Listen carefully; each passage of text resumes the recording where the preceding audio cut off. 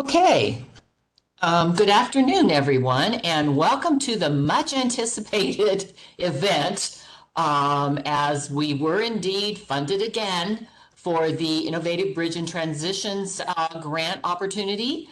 And as you saw, if you read any of the information, we more than doubled our funding level this year. So we'll talk about that as we move through the grant. I want to welcome everyone and thank you. We have a lot of information to cover just so that you are well prepared as you are working on your grants. Today I have with me Alex Weidenhamer, and he is our new Associate Director for Work-Based Learning. He will be taking more of a lead role on this grant in the coming year.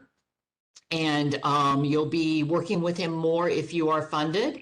And then we also have Jason Golden, who's our Associate Director for Grants Management. And he also works specifically on the grants and fiscal side, the grant management, you know, the detail, making sure everything is done correctly, and the fiscal side. So they are with us today as they are going to take more of a role in this meeting today. So welcome, everyone. This will be posted. So Alex, you want to go to the next slide then? Yeah. All right. Thanks, Yvonne. Let me go ahead and share. There we go.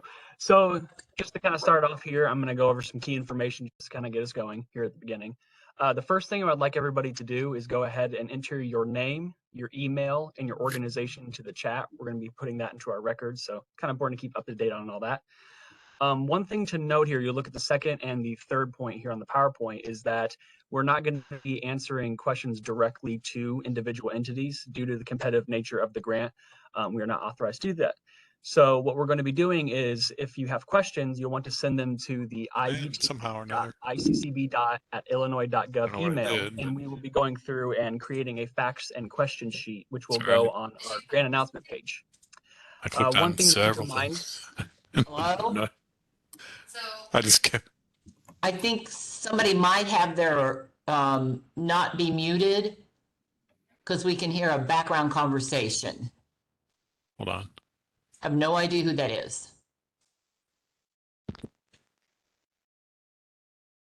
Got it? Okay, thanks. All right, there we go. It's embarrassing when that happens. I've had that happen to me. So, okay, Alex. So one thing that's kind of important to keep in mind is that this funding is not adult education funding or career and technical education funding, but state funding through an appropriation to the ICCB specifically for Innovative Bridge and Transitions. One thing to note here as well is that we're going through is this meeting is going to be recorded for our records as well. And if you have any questions during the presentation at all, go ahead and post your questions in the chat as well, and we'll make sure to go through and answer those as we can.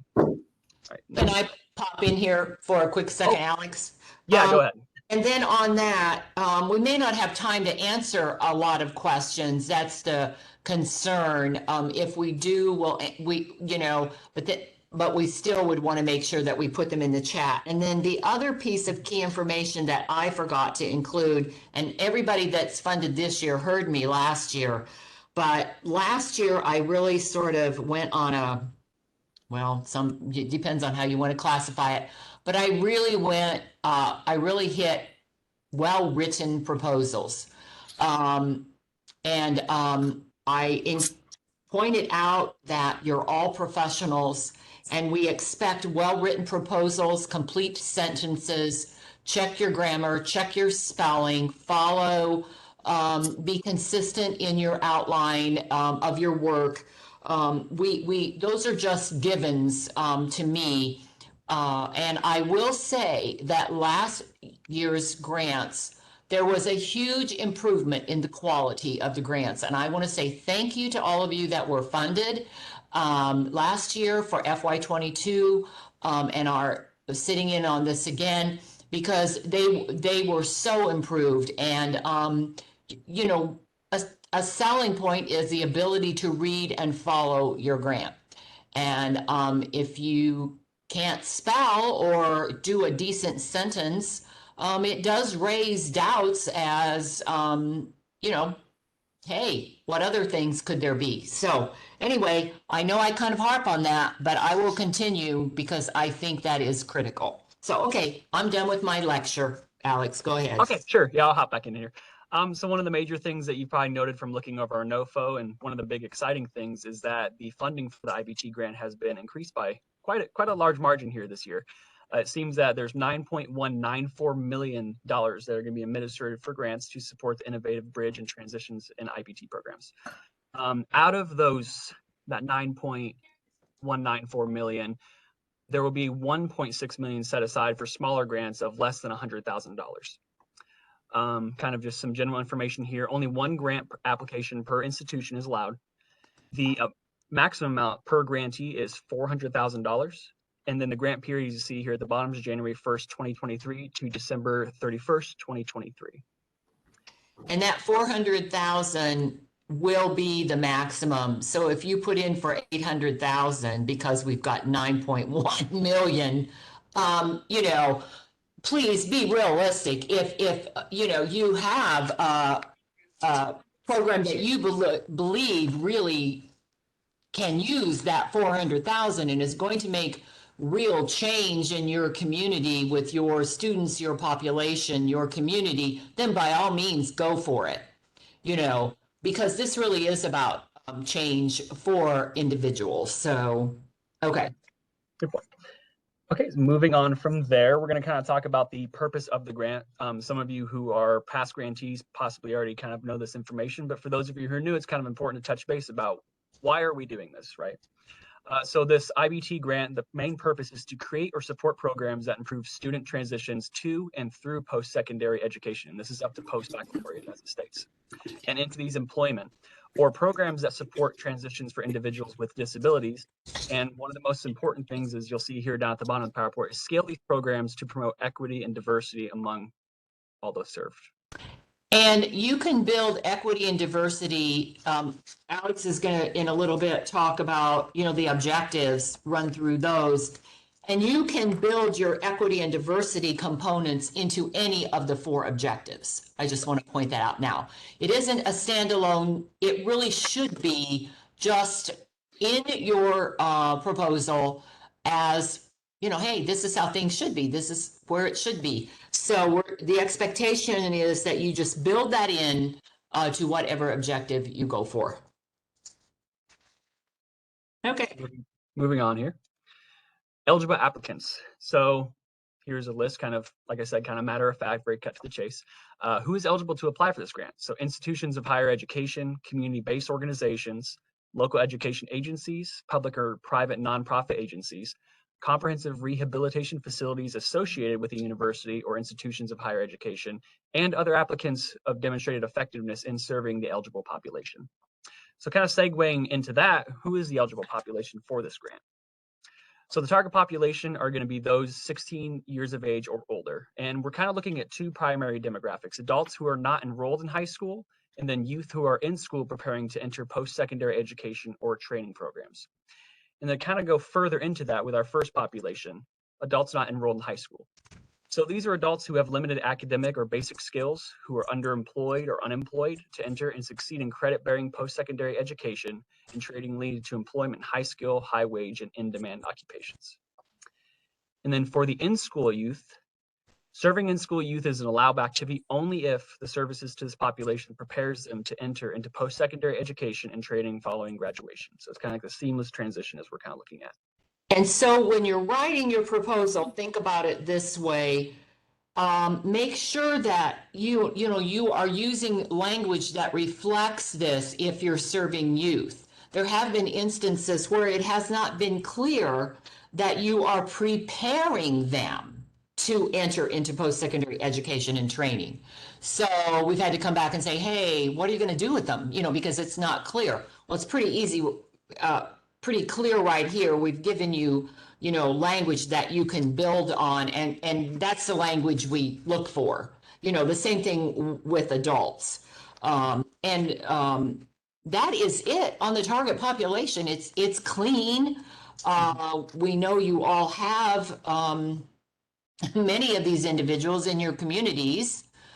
So we'll just think that, you do have plenty of available potential participants. So, and then, Alex, and you know what? Okay, someone said, can we go back to the adult slide, the definition of the adults? Okay, I'll take us back there real quick. And yes, we will make this PowerPoint available. We'll put it on the website. Okay, the ICCB website. Okay. Keep moving forward. Question about adult ed was, someone had a question about the adult ed definition. So let's go ahead and try to take care of that one, but I do not see, oh, here it is. Okay. Okay, go back to the adults not in high school slide. Was there a specific question about that? Matthew? Okay. No, you just wanted to see it. Okay. All right. Okay. Thank you. Moving forward here. And then Levon, I'm going to go ahead and turn it over to you. Okay.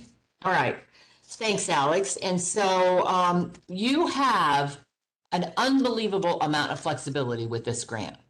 As you can see, your target population is clear and clean. And I did see a question come up about serving middle schoolers. Now, if Alex, do you want to find that one? No, Going back to the you may not serve middle schoolers. No, oh. it's no. We'll put that in the FAQ, but no. The parameters are that's it. So last year we instituted a new direction in that we identified 4 objectives under which you can develop your grant to help you, give you some focus. And because, you could get very, very broad with this, because there are so many ways you can, so many options you have. So the first one is doing adult education bridge and integrated career and, integrated education and training program. You can create new or greatly expand your bridge or integrated education and training program. You cannot supplant, but once again, new and expand. So keep those keywords and you can use those keywords in your application. If you write grants often enough, there are keywords that you should always, include. And when you see things like that, create new and greatly, or this does not supplant, those are always phrases you can put in to the appropriate section, particularly when there are criteria. Objective 2, seamless transitions for college and career pathways. This is also a broad one. Implement programs that provide seamless transitions from high school to college or between post-secondary institutions. And you have several options listed here. You are looking to provide those seamless transitions, including, I tell you why I keep looking down, because hey, Alex, can you make the print bigger? Because I can't read it clearly this far. I'm terribly nearsighted and I can't read it that far away, even with my contacts in. Are you able to make it bigger? If not, I'll just have to keep looking down and read from my paper slide. It's okay. I don't believe that I can from here now. All right. Sorry. Okay, so you can consider programs that provide seamless transitions for students out of school youth into and through college and career pathways, preparing them for high skill, high wage, and in-demand careers. So, that's, once again, that's where you want to look. And you can always look to your local workforce and innovation area for information on high skill, high wage, and in-demand careers, and also for labor market information to make sure you've defined what's important for your, for your population that you're going to serve. Objective 3 is wraparound support services. And so remember that each of these is a focus of your grant, Now, obviously, if you're going to do wraparound support services, you have to have a population that you can work with, and your focus is going to be on things such as academic advising, navigation, tutoring, supplemental instruction, coaching, referrals, and then also basic needs such as housing, transportation, and childcare, things like that. So, and then if you do have specific questions about any of these objectives, if you send them to us in that email, at that email address, then we will answer them in the FAQ, because I know some people felt that sometimes they spill over into each other, and they do, but keep in mind, where is your focus? So that's what you want to remember. And then seamless transitions for students with disabilities. I will tell you that our largest, in FY22, our largest objective has been objective 2, I think, followed by objective 1, then by 3, and then 4. So I'm not saying that's the way, but I'm just saying, that's just how many more people submitted for number 2 than any other. So I'm not saying that's right or wrong, but seamless transitions for students with disabilities is certainly one that we would like to explore more. So they can include transitions from high school to college, as well as college to employment, and a look at job placement activities, etc. And once again, if you need more clarity, just put a question in the chat, and we'll, as to your specific concern, and we will address it. I'm trying to keep an eye on the time, because if we can, we'll go back and answer questions that have come up. So engage in partnerships. These are priority activities. We are looking for partnerships. How do you partner with other community services? How do you partner internally? If you're a community college, how are you partnering internally? If you are coming through, let's say, corporate training, for example, or one of the non-credit side of the house, how are you going to work with, does adult ed have a role? Does CTE have a role? Do your credit programs have a role? How are you working internally? Externally, how are you working with your local workforce innovative board, other community organizations, other community colleges, if you're in the geographic area? Because so those are things to think about. Career activity. Go ahead. Did somebody say? I thought I heard. Okay. Develop and implement career activities. This is critical also, because you're preparing them eventually for work. And then implement and integrate equity-driven evidence-based practices. How are you going to promote and advance equitable access and outcomes for racially and ethnically minoritized communities? Now, many of you're going to say, well, that's pretty simple. That's exactly where we live. That's our community. But just think about how you're going to build this into whatever objective you choose. It's important that it's built in to your objective and that you state it. Don't, when you just state things up front. Be clear. If you're going to do something, make it clear. For example, as you're writing your grant, I think we say this later, but I'll say it right now. Use charts, use graphs, use bullets. Don't bury things in a barrage of paragraphs. We all need narrative, of course, but utilize those other tools to point out important elements that you don't want to get lost. So you can use a chart, a graph, those sorts of things. Bullets are really critical.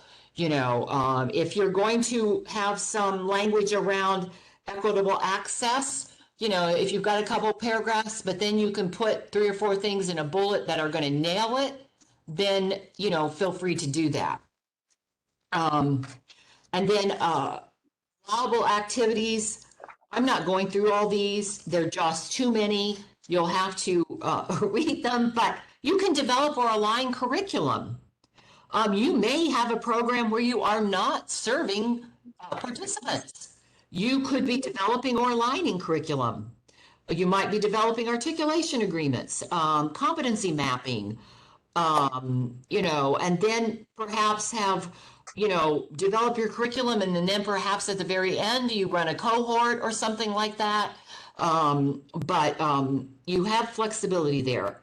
Once again, you see highlighted promoting equity and diversity, creating career pathways, short-term training programs, history programs, African American history programs for cultural awareness, American history curriculum, which should of course include and be a part of any sort of history that you're working on. Creation of programs and services that assist individuals with disabilities. For example, those on the autism spectrum. And then here we go with a very detailed list. And these are all allowable. If you have a concern about whether something you want to do and you have one of these options and you're not sure whether it aligns, once again, send it to us in that email and we will post it on the FAQ. And then you're also not limited to these example activities. And so in that case, you probably would want to put it into the email and have us verify that. Make sure your activities align with your purpose and objectives. You can have as many activities as you want, but remember those activities need to be accomplished within a year.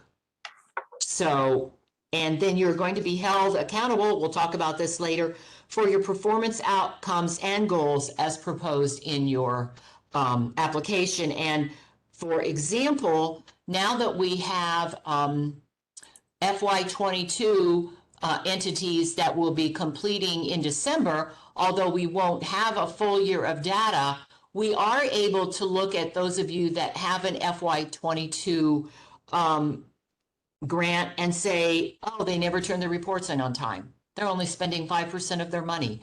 They really didn't align their performance measures with their activities. They're not aligning those throughout the performance of the grant. So we do have some options to go back and look at previous grants now, at least for FY22. As you all know, we lost a great deal of data the previous summer. So, and then I don't see any questions that have popped up currently. So we'll just go ahead. Oh, I'm sorry. I just saw one question posted.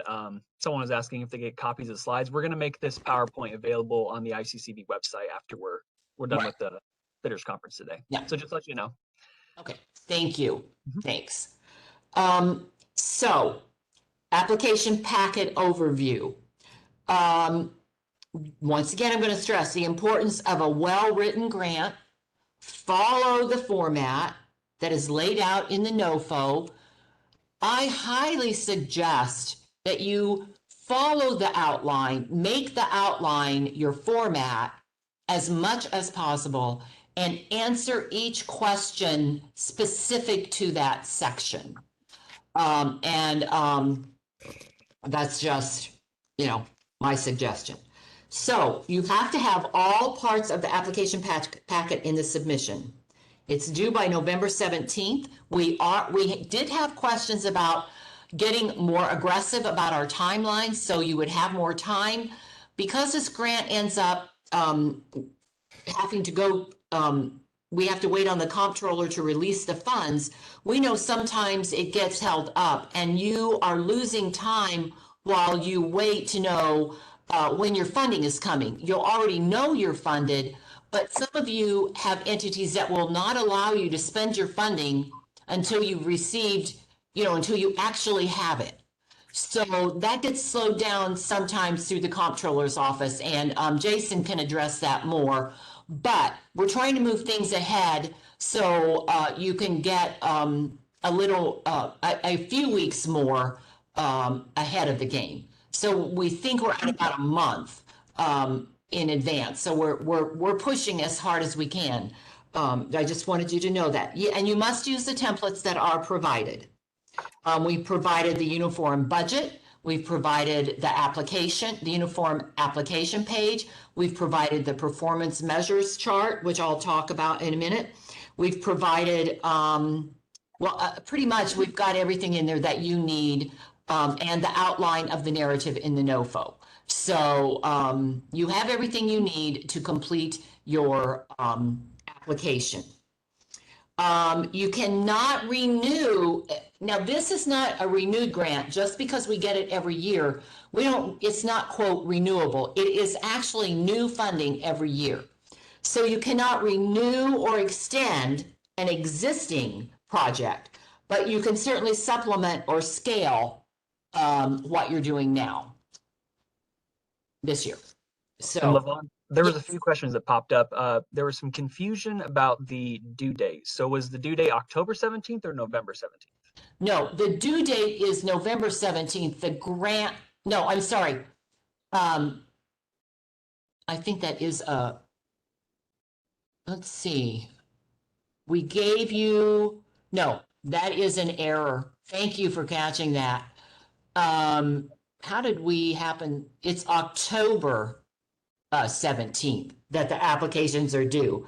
I'm sorry, we have two dates going, October 17th and November 17th. So we'll correct that before we post it. Yep.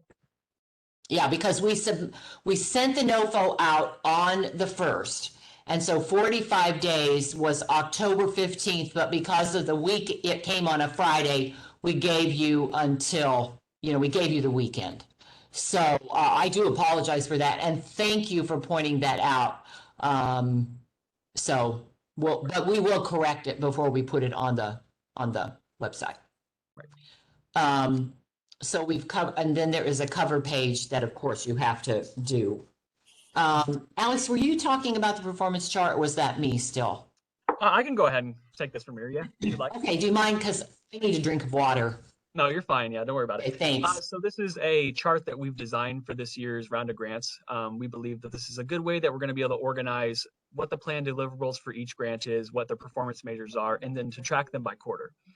For those of you who are in the current FY22 grant cycle, when on the left side here, you'll see it says planned deliverables and performance measures. The information that you submit on your quarterly reports, those planned deliverables and performance measures, you want to input those there. And then you're going to want to have your measured goals for each quarter planned out as well. So we're kind of doing this to kind of make sure that we're able to kind of keep track each quarter, trying to see where exactly you would like to be in your process with the grant, and kind of catch things early. There's things that aren't working out very well for you. We can kind of like talk about that. And then we can also see if there's things you're doing very well. We can also have another conversation about that. So I thought this was a good way to kind of organize that information very clearly for us up front here as we're doing the application process. And one other point on that too is that because there is so much flexibility in this grant, no two grantees have the same performance measures. Mm-hmm. So it is not like a standard grant where we say, okay, you've got to meet these 5 measures. You are all literally creating your own performance measures and deliverables. So that's why we're asking you to put this, to do this chart. You may need more than this, but remember they have to be measurable. We're looking for measurable. And remember that a performance measure, an outcome, is not an activity necessarily. Now, if an activity does have a performance outcome with it that you can measure, you may want to include that. But activities are not necessarily a performance measure or an outcome. We are looking for measurable. So keep that measured word in mind. For example, you're going to do 2 cohorts of 20 students each in adult ed bridge, in culinary arts. That is a measurable performance. So, if you're going to take people on 5 field trips, that's measurable, although, it's a little less critical than how many students you're going to serve. Those are just a couple of examples. Anything else on that? Any questions around that one while we're right here?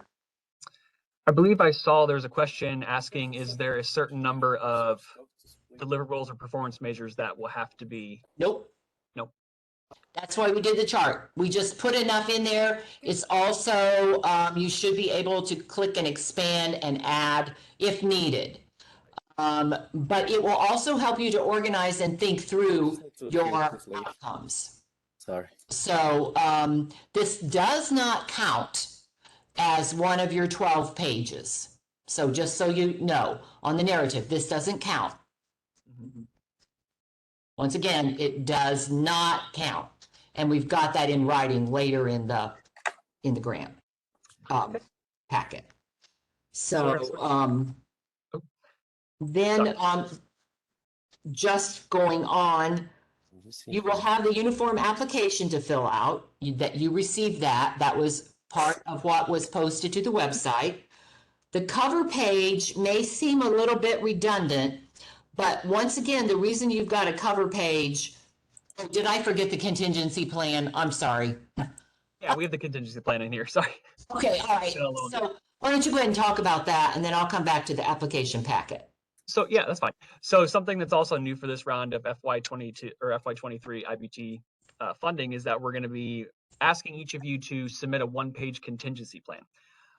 During quarterly reports and meetings that I've had with different grantees here this current cycle, we've noticed that there has been certain issues that are very common among the colleges and the programs, whether it be staffing or it's supply chain issues, ordering things on time, or having students just show up to class, right?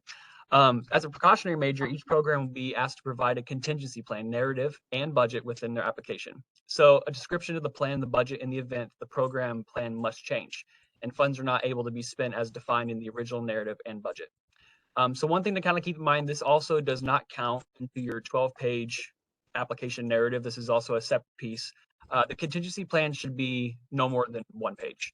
So we're just looking for a very clear, concise plan, just in case if you say, well, we weren't able to hire a certain staff member that we wanted for this program this quarter. What kind of backup plan do you have to ensure that you're still spending your funds in a reasonable way? Yeah. And part of that is, one, just to help you think through, because we have had some colleges and not-for-profit CBOs come to us and say, hey, we are just not able to hire staff. We can't get anybody to come to work.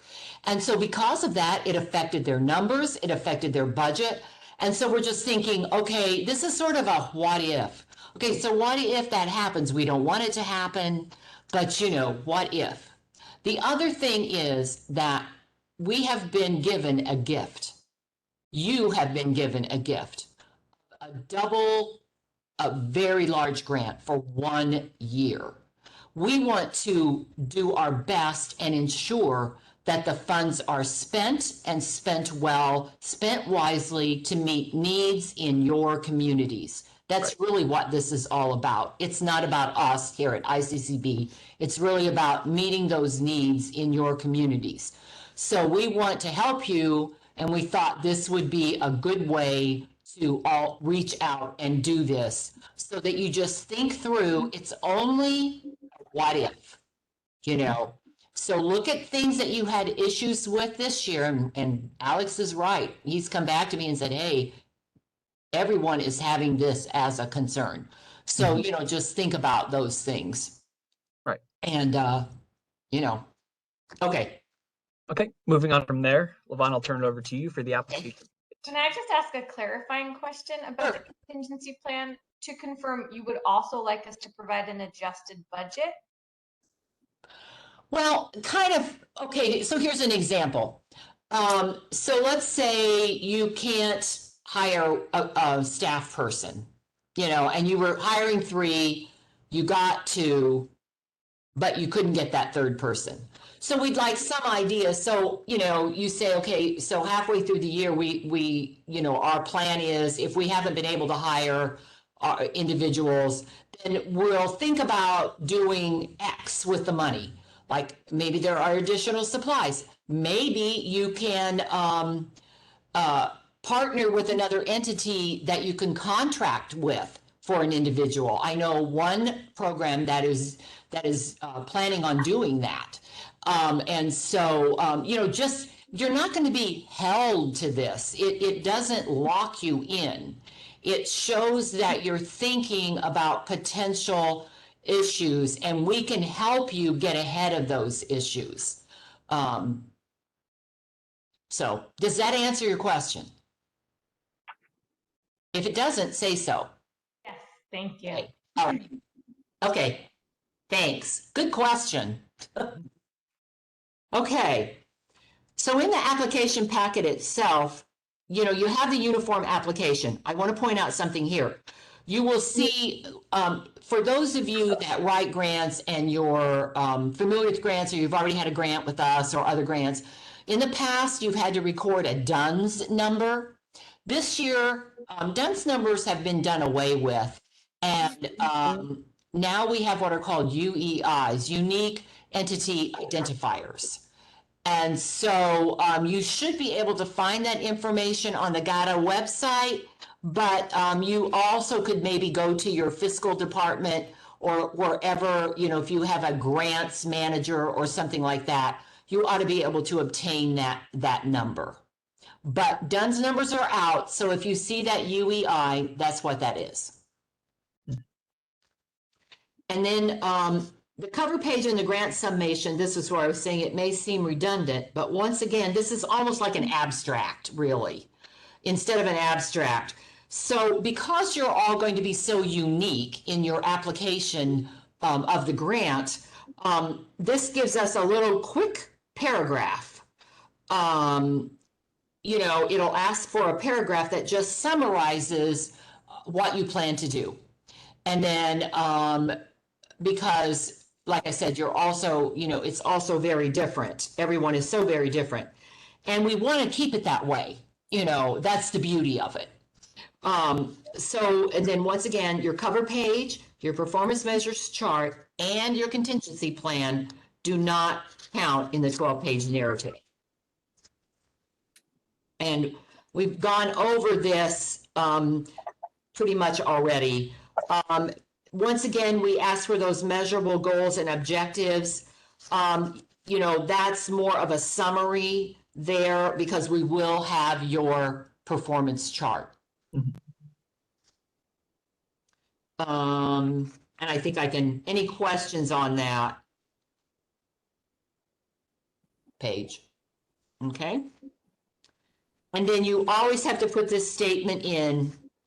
This is critical, being submitted on behalf of blah, blah, blah. That exact language has to go in, and it must be signed and dated by your president or chief executive officer, and it goes on the cover page. Any questions about that? Okay. I've got a question back to the DUNS number.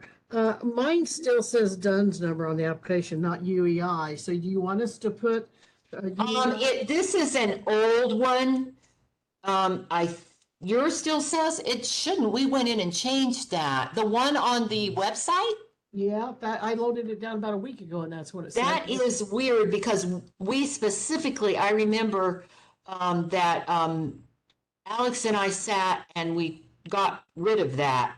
So I don't know if maybe somehow when the wrong one got posted, but we'll fix it. Okay, the only reason I know is because I try to fill them in ahead of time, and yeah, it was still DUNS number. Okay, that is okay, all right, okay, we will fix that. I'm making a note. Isn't it refreshing to find out that we're not perfect? Okay, and the DUNS number. Okay. All right, we'll get that corrected. Thank you. Okay. Okay, I pretty much completed the application packet from my part. It's more programmatic. And so I'm going to turn this over now to Jason Golden, and he is going to walk us through the fiscal side and the grants management side. We will, he'll talk about that. And then Alex is going to come back and talk a little bit about the application narrative. Oh, well, Is that correct, or do I still have that? I believe the application narratives. Okay, I'm sorry, you all. I'm having trouble, like I said, seeing the small print. So unless I get really, really close. And so go ahead. So it's back to Alex. Okay. So this is kind of a broad overview of exactly what narrative sections we'll be looking for inside the application narrative. Just to kind of go over information here at the top. The eligible applicant must submit a narrative of no more than 12 pages, and charts and graphs are a part of that 12-page limitation. Formatting has to be double-spaced, 12-point font that must include the following information listed below and utilizing a header for each numbered section. So formatting, organization is a very big part of this process. The first section is a statement of need. So it's a description of the target population of the students to be served. So whether that's ethnicity, gender, socioeconomic status. Hello? Like the music, but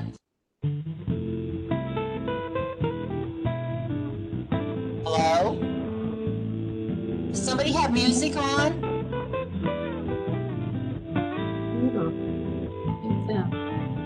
Well, you didn't know you were going to have entertainment too, did you? Okay. Like Kathy's kind of elevator music. Okay. Yeah. All right, so going back, just kind of start back up. Socioeconomic status, education levels, high school equivalency, GED, their workforce status. So it's very broad. For career pathway or employment-based programs, I would like the organization to identify the targeted industry sector if applicable. One thing that's kind of important, Levon mentioned this earlier, is that when it comes to laying out your statement of need, having concrete empirical data within your statement of need really helps reinforce exactly who you're going to be helping with this grant. What's your target population? So one thing, like you said earlier, was bullets, charts, graphs, anything to make that information as clear and concise as possible really benefits us. So one thing to kind of keep in mind. Yeah, data. Yep. The next thing, the second section is project goals. So you're going to be identifying A, projected unduplicated number of individuals to be served, B, other indicators of performance for the intended target population, and then C, programmatic system goals or deliverables. Okay. So as it says here in the text, note the goals and objectives must be measurable. As Levon stated earlier, everything has to be in a measured state. The next section is a project work plan. So you're going to be clearly describing the project activities and associated timeline for each activity to be carried out during the grant period. These activities should clearly relate to the goals of the grant. Once again, chart or table is going to be your best friend in this instance. Partnerships, description of any partnerships and the role of each partner play in the grant project, self-explanatory. And then the overall impact, so the description of the impact of the project on the students, on your target community, the institution, employers, et cetera, just the overall impact that you believe that your program is going to leave behind. Moving on from there, one thing that we're looking, oh, sorry. Nope, it's okay. I was going to throw in on the project work plan, that is a perfect place to do a chart. You know, you can have your activity, your timeline, who does what, where, when, and why, and you're done. And so it also helps you to think in a more organized fashion about how you're going to carry this through. Okay, that was it. Right. Okay, so just kind of keep going here. Scalability and replicability. So a description of how the project should be scaled or replicated by others in the state. So you'll note there, all the resources and products developed with these grant funds, they're going to be provided to the ICCB to share with the field. Once again, if there's really great ideas and you're really reaching people and making a lasting impression, who wouldn't want to share that kind of stuff, right? So the next thing is applicant capacity and effectiveness, description of the applicant's capacity to execute the project, including a description of previous experience in implementing successful bridge or transition programs and related activities such as wraparound services for the target population. So one thing to note here is, once again, in the italicized text, applicants should demonstrate past project performance as evidence of successful implementation and capacity. So the ICCB will be considered success of past project implementation and ability to carry out deliverables, including reporting requirements as indicators of capacity and effectiveness. So once again, one thing that was kind of important is making sure that timely reporting, right? Making sure those reports are on time. Sustainability.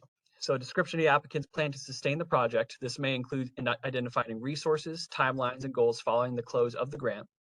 And then you'll note there, I won't read the whole description for these, but you also note that within the last two sections, you're going to want to include the contingency plan and the performance measures chart. And just to reiterate, this will not be included in the 12-page limit. And let's go back just for a minute to capacity and effectiveness and sustainability. Those are probably two overall, from it, no one specific by any means, of the weakest sections of the narrative.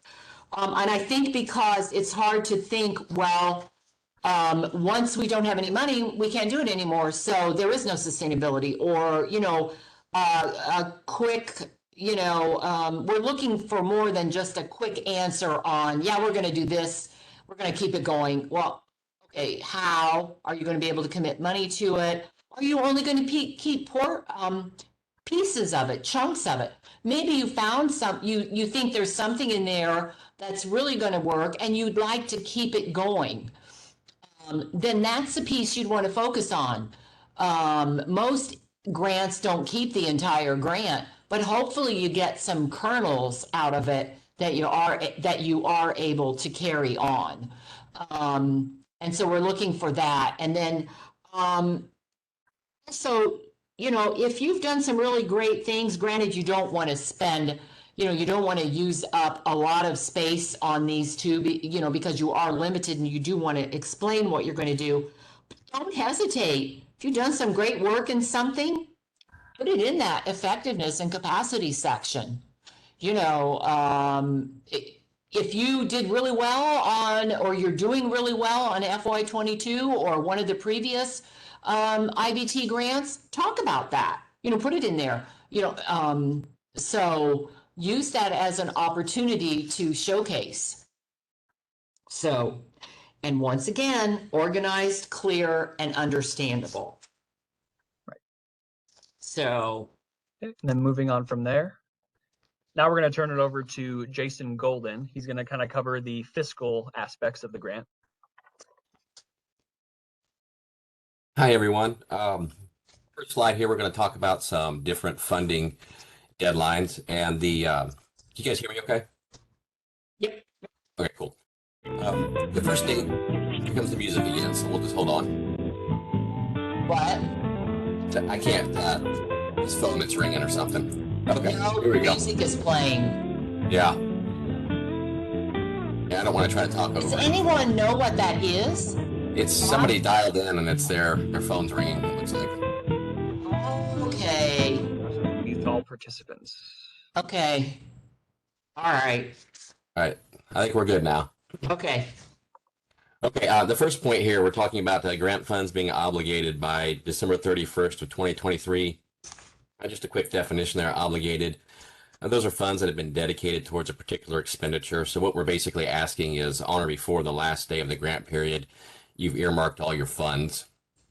And then beneath that, we've got the next point with the goods and products must be ordered by December 31st, 2023, and then received on or before February 28th of 2024. Once again there, we're looking to make sure that you've obligated the funds and you've placed all orders by the end of the grant period. And then we're giving you an additional 2 months to go ahead and receive those goods. Yeah, hold on a minute, Jason. Someone's phone keeps going off. Could you please check your phones to see who has that happening? It's really disrupting the meeting. The number, it starts with 217, 2 something, and ends, it looks like, in a 75. Yeah, it's not me. I've got my phone on mute anyway. Let me see if I can. I'm not quite sure how to mute all here. Otherwise, I would do it. Yeah, I'm not either. I think Alex might have to do it. Okay, probably. 1 second here. I'm trying to make sure I'm doing the right one. If you're Good the deal. host under participant, if you click on participant, there's a mute all, Control Shift U.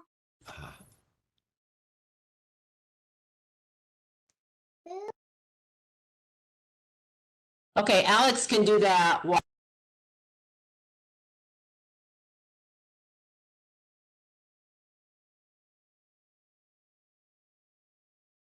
Go ahead, Jason. You'll have to unmute Jason, Alex. I got it. I got it. Okay, all right. So sorry. So just to kind of go back real quick, we talked about making sure that all funds are obligated and earmarked towards some sort of an expenditure by the end of the grant period. We want to make sure that not only have the funds been earmarked, but we want to make sure that you've ordered those products by the end of the grant period, and then we've got that 60-day time frame or so in there that we look for those to be received. Services are a little bit different. Services have to be rendered by the end of the grant period.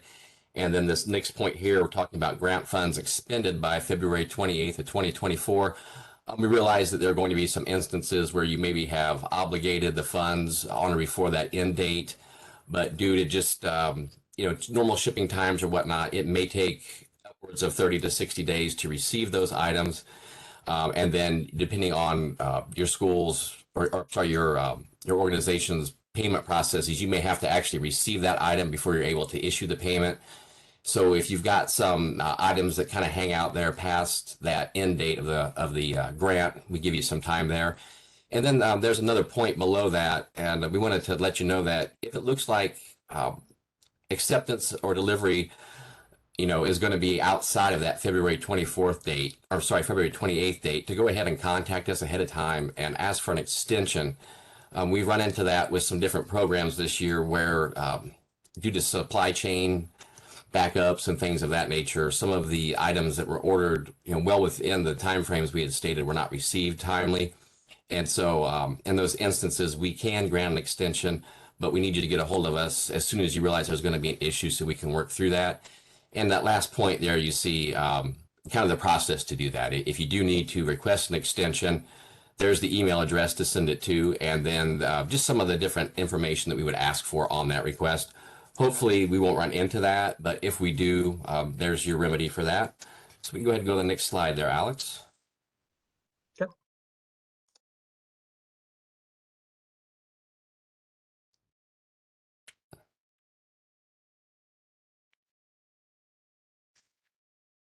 Screen's frozen here. There we go. Okay, on this page, we're looking at our different quarterly reporting reminders. You can see the chart up top. That's kind of your standard quarterly reporting periods, and then the due dates typically follow 30 days after the end of a quarterly reporting period. This one doesn't follow that typical, June 1 or July 1 through June 30 period that you typically see with fiscal year grants. This is going to be more of a calendar year grant. So just keep this chart in mind. One thing we'd like to point out is that the reports are to be submitted directly to the iccb.grantpayments@illinois.gov email address, but also please include Levon and Alex in those emails. That way they can take a look at the programmatic side. I'll take a look at the financial side, and we'll kind of work those independently. One point to keep in mind is that for fiscal year 23, we're going to utilize the same format as we did for the fiscal year 22 reports. And the main thing to keep in mind is this is an Excel version that's going to go out to you.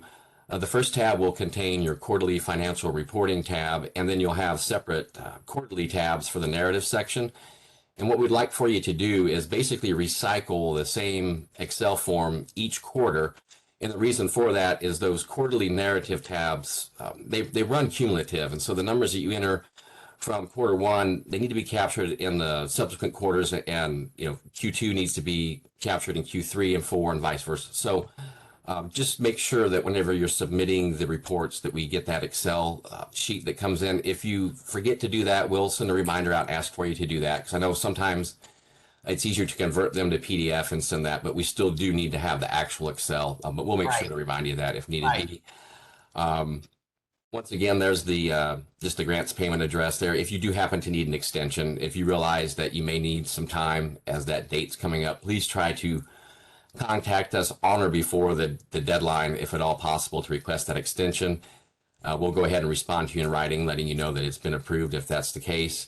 And just one more point down there, that the reporting templates and other necessary instructions for these reports, they'll come out to you at a later date. We're still kind of working on those behind the scenes, but we wanted to at least get the application information out to you now, and then we'll go ahead and get the pertinent templates to you after that fact. And I'm going to jump in here. What we'll do just so you know, so don't worry about this part right now, but if you are funded, for those of you that do become funded, we will have a new grantee webinar similar to this. However, it will be with those that are funded, whether you received a grant in the past or you're new, because there are always changes. Then we will go in detail over this report, showing you how to complete it, what goes where, that sort of thing. And Jason is exactly right. The whole thing was designed to make it easier for the grantee to complete their information and not have to repeat it every quarter. And it will just accumulate for you. The budget accumulates also. So we'll deal with that for those of you that are funded at the new grantee webinar, which will be in Next slide, if you January. would, please, Alex. Oh, sorry. That's okay. All right, I'm ready for the next slide. Okay.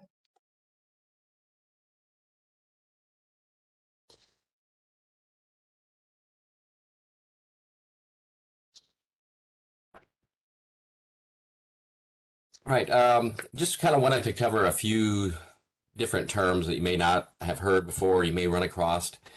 It seems like indirects, whenever we do budget review, tend to be a point where we see some work that needs to be done on budgets. And so I just wanted to bring up a couple quick points that if you plan to use the de minimis rate of 10% of the modified total direct costs, that there are included costs and excluded costs. And rather than kind of going through everything here and talking about them singularly, the main thing to keep in mind is that if you're using that 10% for the modified total direct costs, that the majority of what you're going to be budgeting for is probably going to be allowable as the base, direct wages and salaries, fringes, material supplies, etc. But please pay attention to the excluded costs category.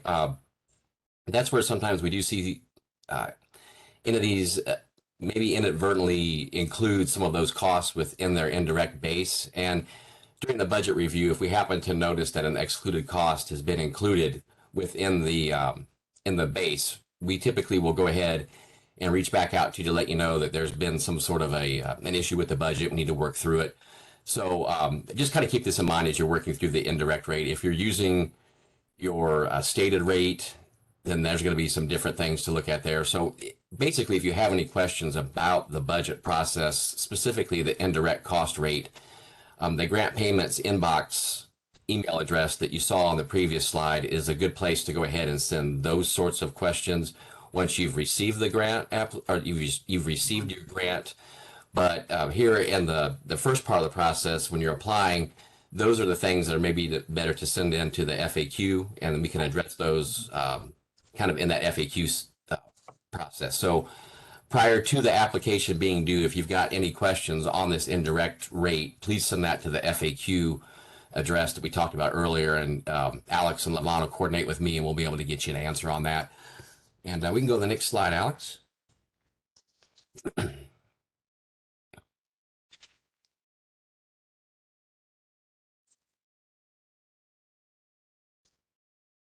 And then another point to make is the difference between equipment and supplies. Basically, as it says here, as a basic rule of thumb, if the item costs $5,000 or more, it's typically going to be considered equipment. And then anything that costs less than $5,000 is probably going to be classified as supplies. We've got a couple definitions there from the CFRs. There is a blurb, I believe, in the budget template that does allow for the applicant to classify items below $5,000 as equipment. In those cases, if you're unsure if it would qualify as equipment, even if it is below 5,000, once again, that's something that can maybe be asked on the FAQ. And then as grant applications have come in, as agreements go out, and we're working through budgets, that's an instance where we could help you through the grant payments inbox. Really, when you think about supplies, is it something that's consumable? Is it something that you're going to expend as you go throughout the year? If you see a lot of times on the budgets are instances where an item maybe will cost $100 a piece, let's say, and a massive quantity will be ordered and it'll exceed the $5,000. And so sometimes that's confused for equipment because that total cost went over 5,000, when in reality it's a supply because singularly it's well below 5,000 and it's expendable type item. So really just kind of use your use some kind of common sense there. And if it's something that you're going to maybe put an equipment tag on for internal inventory purposes or things like that, but it costs less than $5,000, that's an indication that that could be something that maybe you could use that blurb from the template that says that you've got that ability to maybe take some things under 5,000. But for the most part, try to stick to these rules here. And once again, when we're doing the budget review in the grants management section, if we notice some things that maybe need to be reclassified, we typically will reach out to you to discuss those. I think that's good for that slide.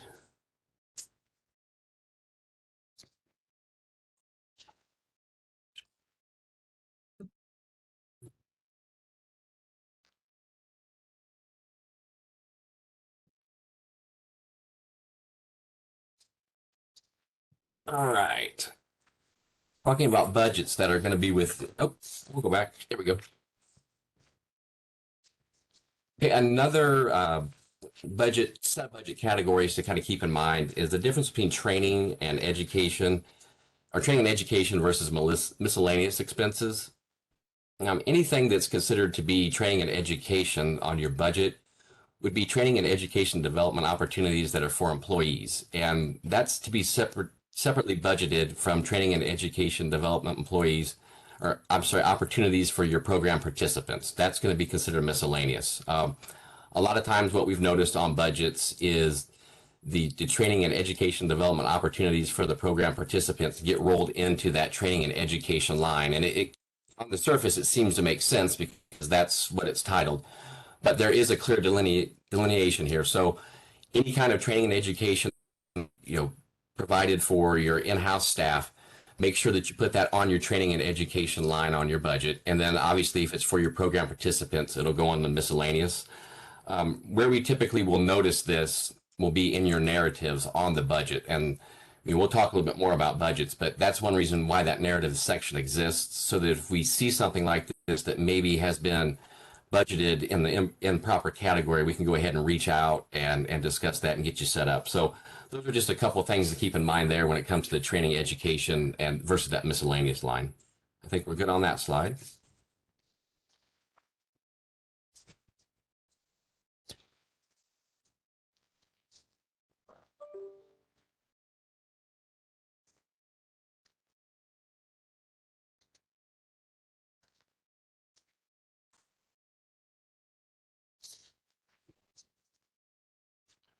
Okay. All right, so within the application packet, we're just talking about the uniform budgets.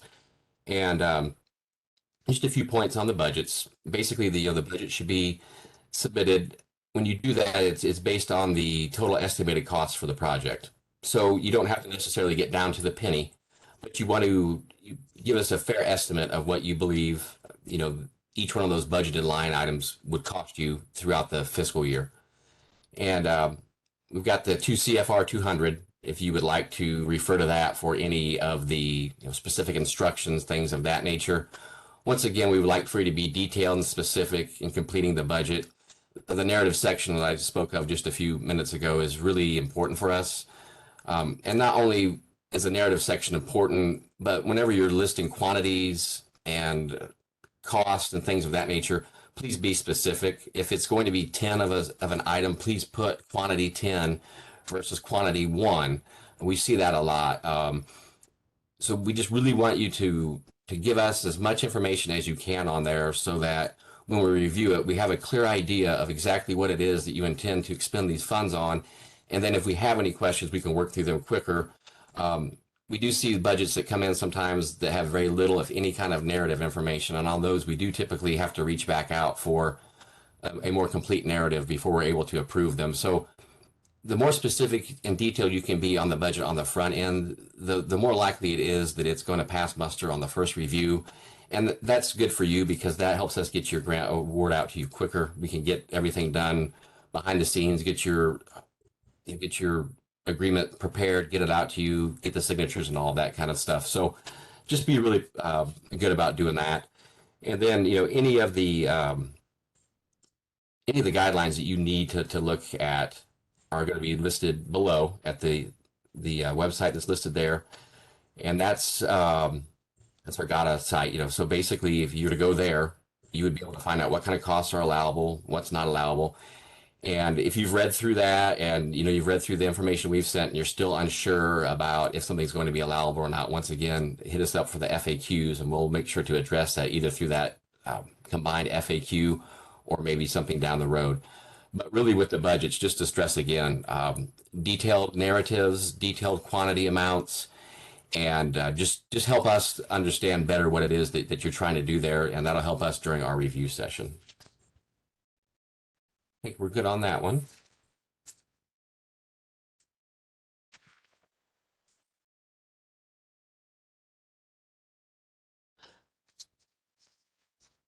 Did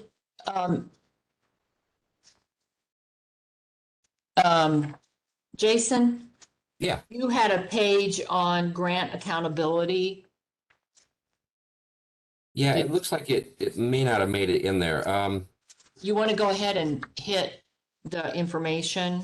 I'll talk about that real quick. Basically, under grant accountability, one thing to keep in mind is that the Grant Accountability and Transparency Act, the portal, if you go to www.grants.illinois.gov, that will get you into that portal. And typically with this, there's a pre-qualification process that goes on through the portal. You'll also be able to find your unique entity identifier within the portal, and this is also where that information is verified. Also within the portal is where you would enter your information for the internal control questionnaires. I'm looking through that slide again here real quick, Levon, see what else we had on it. Be registering in SAM.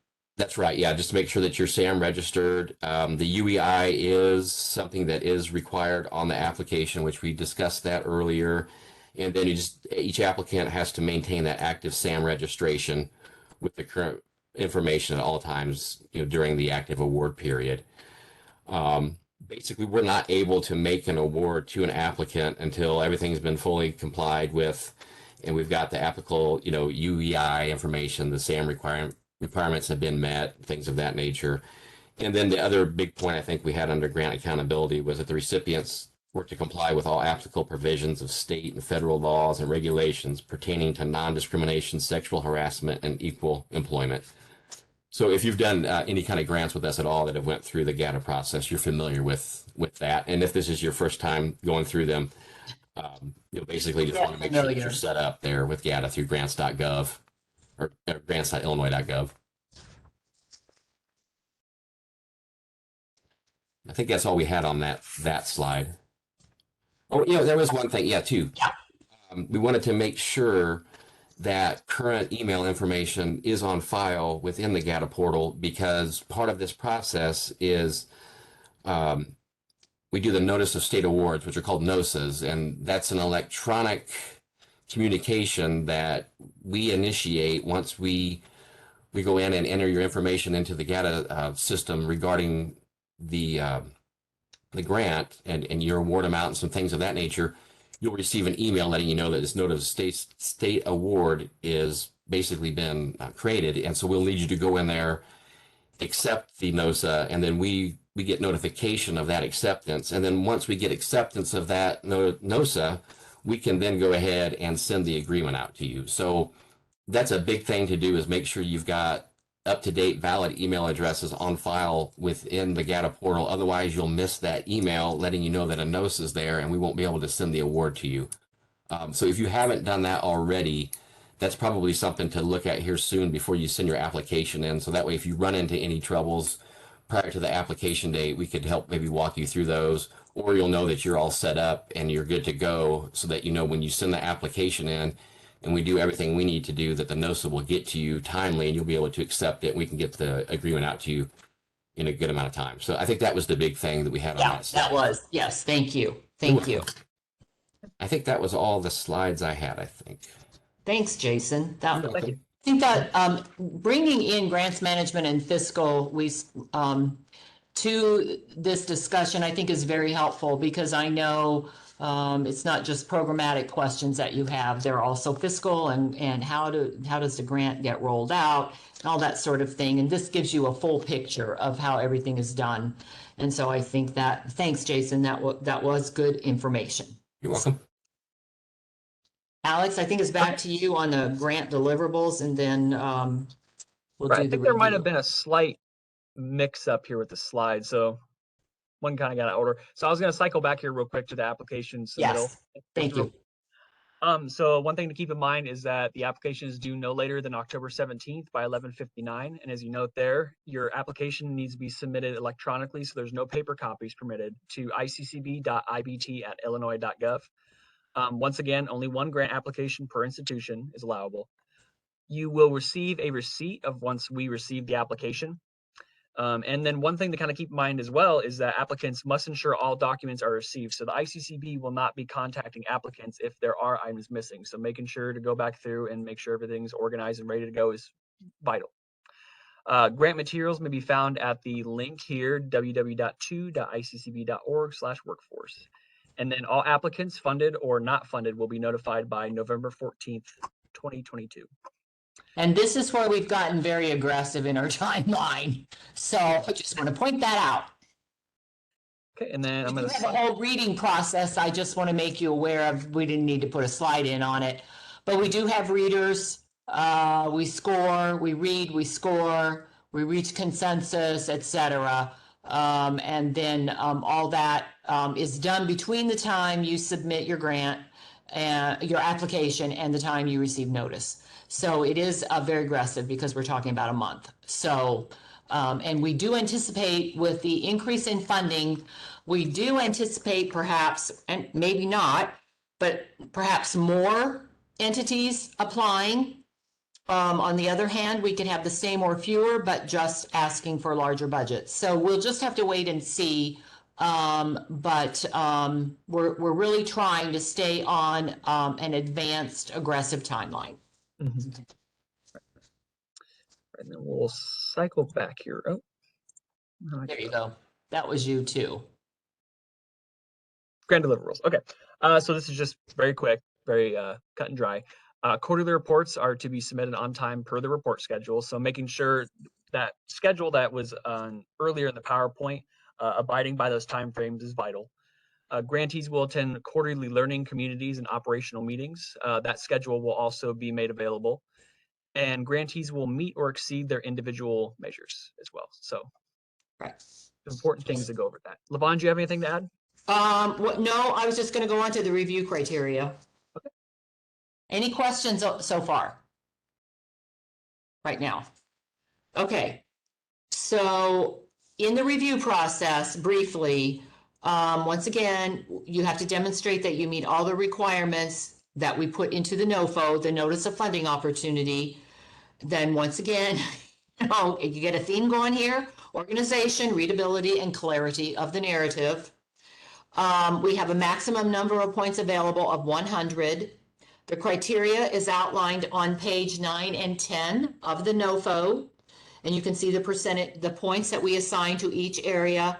And you can see our largest, of course, are the development and activities and the impact.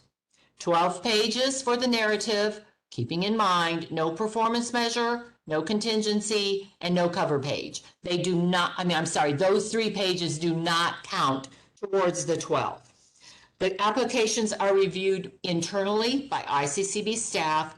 They do not go out to other entities for one of the reasons, think about it. So many entities apply that if we went looking for other entities outside, we'd have difficulty finding readers because you've applied. So anyway, that's not the real reason, but it is sort of an aside.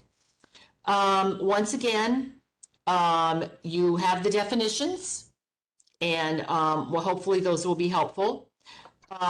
You have the frequently asked questions. We are anticipating, our first update was anticipated for the 16th. We are having some internal work done at the agency, that most likely will be on Monday instead of Friday. But if we can get it completed tomorrow, we will. We will correct the PowerPoint with the date where it said November 17th. We will go back and check that, but I know we took that DUNS number out. I thank you for pointing that out, but I don't know how it got back in there. And then we'll fix that.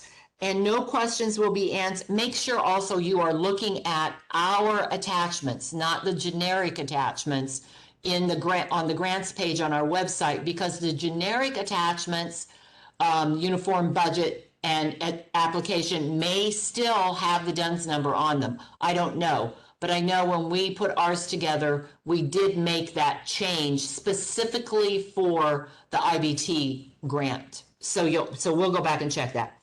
No questions will be answered after 4:30 p.m. on the due date, October 17th. And once again, submit all questions to iccb.ibt. Now, we do have a few minutes, unless you're just sick of hearing from us, but we've tried to really be thorough and give you all the tools you need to write a successful and strong proposal. And so are there some questions? Is there anything we need to go back to the chat and look at? See, there were some questions here. I'm going to go back and, okay. Anybody have any questions now while Alex is looking I up? had a question. I think I know the answer, but I'm just going to ask anyway. Okay. If we start a program pathway position before the grant period begins, in order to get some of the work done, and then we get awarded, let's say, can we partially fund that position with grant funds, or is that supplanting? I'm afraid it is supplanting, but I just want to know for sure. Well, I always tend to err on the side of caution on those things. So really what you're doing is you're going back and then you're trying to pay for the time that you use them for the development.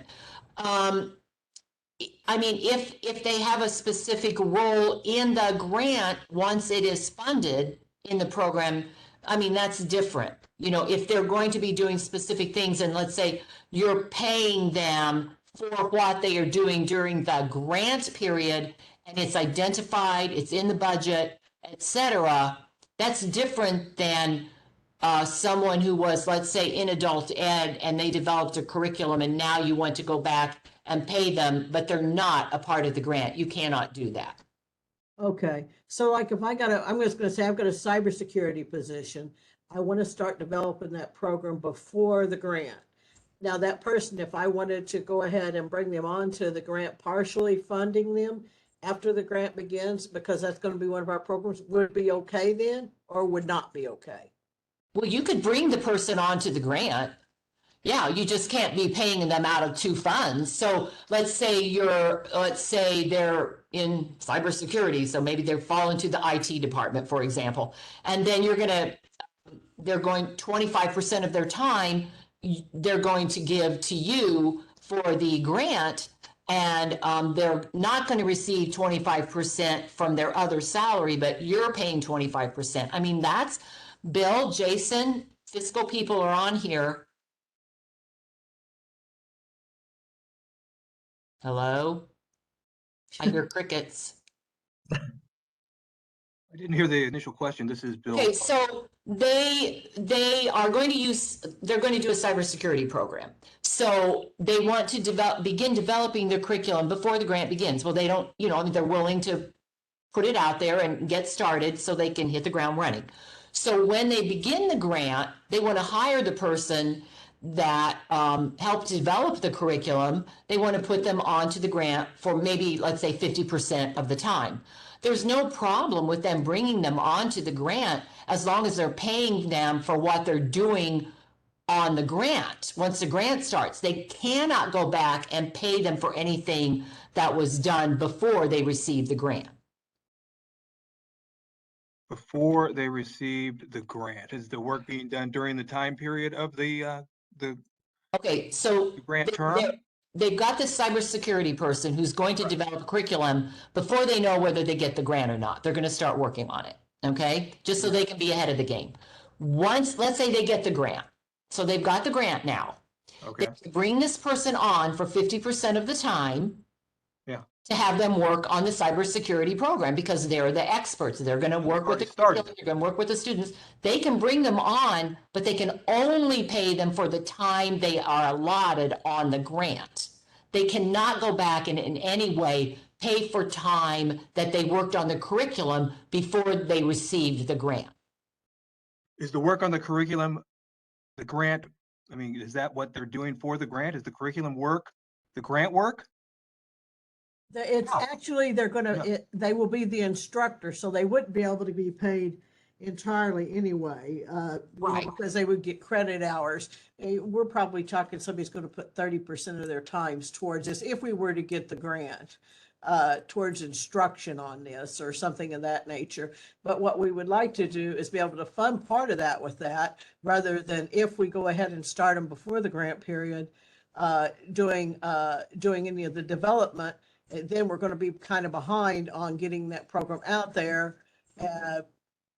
If we, whether we're funded or not, because we were wanting to know if we were going to develop it, could we go ahead and still put that person into the grant? Yes. Even if they were hired before that, You can still put the person onto the grant. I mean, they just can't be paid for anything that they did before with grant money before you receive the grant. Okay. So we're not going to allow pre-award costs. That's in the, I didn't know. Right, exactly. Pre-award Yeah. costs. So you get awarded the grant in January. You had them work on curriculum October, November, December. You can't pay them for anything in October, November, and December. Right. You bring them onto the grant in January as an instructor. You can pay them if they're going to be on the grant 30% of the time. You have it in your budget that they're going to receive. They're going to be paid 30%, or whatever amount you're going to pay them, and that's in your budget. That's in your budget narrative. I mean, as far as I know, that's legitimate to bring them on as an instructor. You just can't use grant money for something that isn't within the confines of the grant. Okay. And if we weren't finished developing the program entirely, let's say, and we get the funding, then say they're still working on development in January, still developing, we could still pay part of that. Yes. If we were, because I don't know how fast they'll work or how long Yes. it'll take them to get it done, Yes. Okay, I just wanted to make sure that's the planning one kind of gets me. So I wanted to make sure where it's at on it. Okay, thank you very much. Bill, did I leave anything out? Jason? No, that was accurate for no pre-award costs are reimbursable under this grant is what I understood from this. So everybody knows beginning January 1, when the term starts, that's when you can begin charging the award. Right. And that's thank you for making that point, because remember, you also get all your funds up front. So you do, for those of you that are new, you receive your funding up front. You do not submit payment requests to us, and then we send you, an allocation or fulfill your funding request. You do receive your funds in total for the entire year. Which means if you don't spend your funds, you have to return whatever you didn't spend to us at the end of the year, or soon thereafter, after you are able to figure out how much, your budget and everything. Anybody else?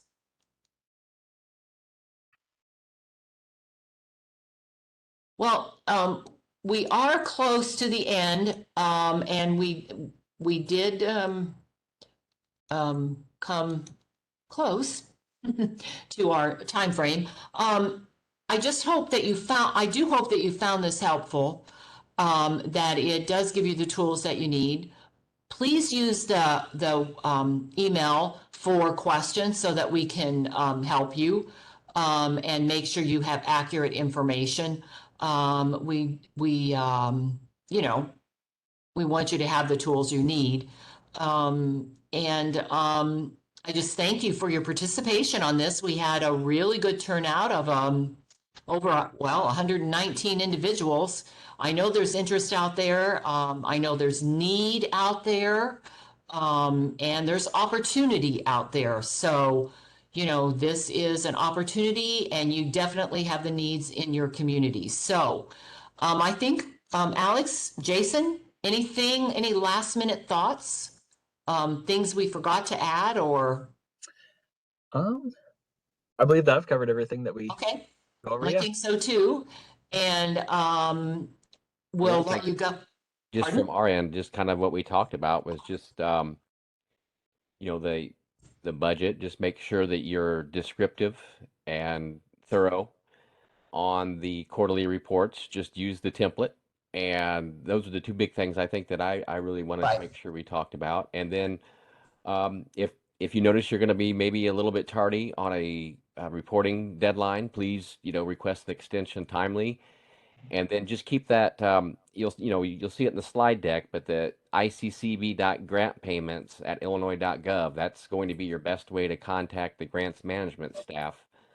So anything that pops up during the year, make sure to keep that address handy. And then if you do send something that direction that does need to go through Alex and Levon, I'll make sure to coordinate with them, and we'll get you taken care of.